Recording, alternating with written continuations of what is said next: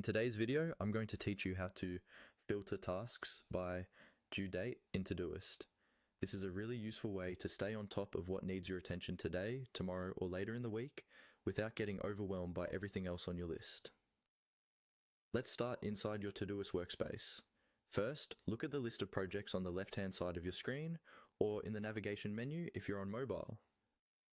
Choose the project where your tasks are stored. This might be something like work, personal, or a more specific project you've set up. Go ahead and click on that project to open it. Once you do, you'll see all the tasks that belong to that project, usually in the default order.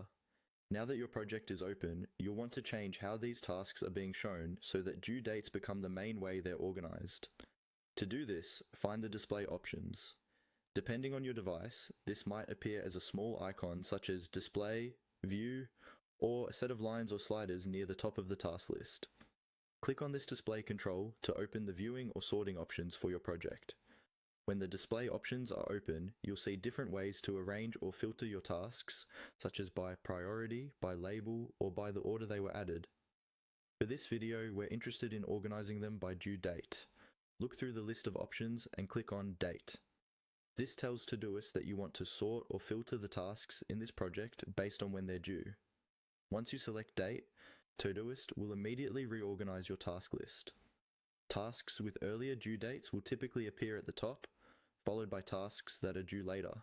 Tasks without a due date might be grouped separately, often at the bottom. This makes it much easier to quickly scan what's coming up and decide what to work on first. If you're planning your day, this date view is especially helpful. You can quickly spot anything overdue, anything that's due today, and what's coming up tomorrow or later in the week. From here, you can adjust due dates, check off completed tasks, or reschedule items that no longer fit your current plan. And that's all there is to it. Open your project, go to the display options, and choose Date. Using this simple view change regularly will help you manage your workload more confidently and keep your tasks aligned with your